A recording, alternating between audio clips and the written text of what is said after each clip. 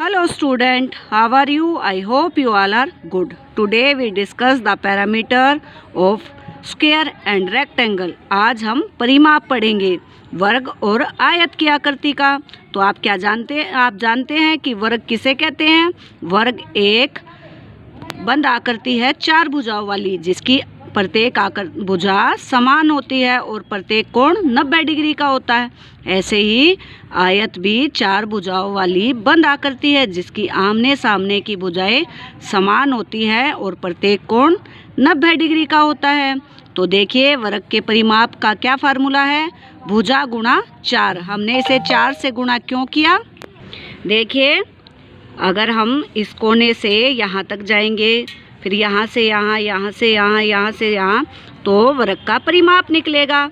तो ये कितनी भुजाएं हैं? 4। इसलिए वर्ग के परिमाप का फार्मूला है भुजा गुणा 4। ऐसे ही अगर हमें वर्ग का परिमाप दिया हो और भुजा निकालनी हो तो हम क्या करेंगे? हम परिमाप को 4 से भाग कर देंगे। चलिए अब आयत के बारे में जानते हैं। आयत के परिमाप का फार्मूला होता है 2 गुणा लंबाई जमा चौड़ाई। इसको मैंने ब्रैकेट में इसलिए लिखा है ताकि ये 2 इन दोनों के जोड़ के गुना है। ऐसा क्यों? क्योंकि देखिए लंबाई और यहाँ भी क्या है? लंबाई। तो लंबाई कितनी हुई हमारी? 2, चौड़ाई 1 और 2। तो इन दोनों को जमा करके 2 से हमने गुना कर दिया। अगर हमें आयत का परिमाप दिया हो और लंबाई निकालनी हो तो क्या फार्मूला लगाएंगे? परिमाप को हम 2 से भाग करके उससे चौड़ाई घटा देंगे। यदि हमें परिमाप और लंबाई दिया हो, चौड़ाई निकालनी हो तो क्या करेंगे? परिमाप को 2 से भाग करेंगे और लंबाई उससे घटा देंगे। चलिए अब कुछ प्रॉब्लम सोल्व करते हैं ताकि हमें ये अच्छे से समझ आ जाए। देखिए प्रश्न 1, एक वर्गाकार बगीचे की बाड़ की लंबाई 60 मीटर है। बगीचे की एक साइड कितनी लंबी होगी? ये वर्गाकार बगीचा आपको दिखाई दे रहा है। इसकी पूरी लंबाई कितनी है? 60 मीटर, यानी कि बगीचे का परिमाप 60 मीटर है। वर्ग का परिमाप क्या होता है? मैंने अभी आपको बताया था, भुजा गुना में 4। बगीचे की हमें एक भुजा निकालनी है ना, एक साइड कितनी लंबी होगी? तो क्या करेंगे? परिमाप भाग में 4। परिमाप कितना है? 60। 60 को 4 से भाग करेंगे, उत्तर हमारा होगा 15 मीटर। देखिए अगला क्वेश्चन क्या कह रहे हैं इसमें? उस आयत का परिमाप ज्ञात कीजिए जिसकी लंबाई 11 सेंटीमीटर है और चौड़ाई 7 सेंटीमीटर है। तो सबसे पहले हम लिखेंगे आयत की लंबाई 11 सेंटीमीटर, आयत की चौड़ाई 7 सेंटीमीटर। आयत का परिमाप, क्या फार्मूला है आयत के परिमाप का? 2 गुना ब्रैकेट लंबाई जमा चौड़ाई। तो लंबाई हमारी 7 है और लंबाई हमारी 11 है और चौड़ाई हमारी 7 है, तो इसका जोड़ आया हमारा 18। अब हमें 18 को 2 से गुना करना है, हमारा उत्तर हो जाएगा 36 सेंटीमीटर। चलिए अगला क्वेश्चन देखते हैं। एक गलीचे की लंबाई उसकी चौड़ाई से दुगनी है। यदि उसकी चौड़ाई 3 मीटर हो तो गलीचे का परिमाप ज्ञात करो।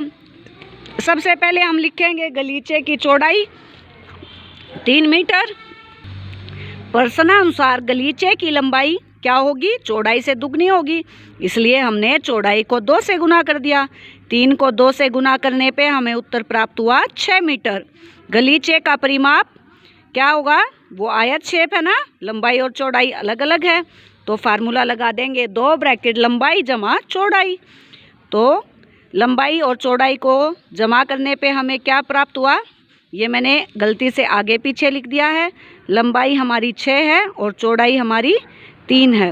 9 को 2 से गुना करेंगे, उत्तर क्या आएगा? 18 मीटर। तो आपको अच्छे से ये सवाल समझ आ रहे हैं? अगर कोई समस्या आ रही है तो आप कमेंट बॉक्स में लिखकर मुझसे पूछ सकते हैं। चलिए अगला प्रश्न देखते हैं। एक आयताकार खेत की लंबाई 200 मीटर है। यदि इसका परिमाप 700 मीटर है तो चौड़ाई ज्ञात कीजिए। सबसे पहले जो भी चीज़ें हमें दी गई हैं हम उनको लिख लेंगे। तो हमने लिखा खेत का परिमाप कितना है? 700 मीटर। खेत की लंबाई कितनी है? 200 मीटर। खेत की चौड़ाई जो कि हमें निकालनी है, इसलिए हम इसे इंग्लिश में ब्रेथ बोलते हैं, तो मैंने इसको B मान लिया है। अब देखिए फार्मूले के अनुसार कैसे लिखते हैं हम? 2 लंबाई जमा चौड़ाई किसके इक्वल है? 700 मीटर के। अब 2 उधर जाएगा तो 700 से भाग होगा ना, मैंने भाग किया तो क्या आया उत्तर? 350।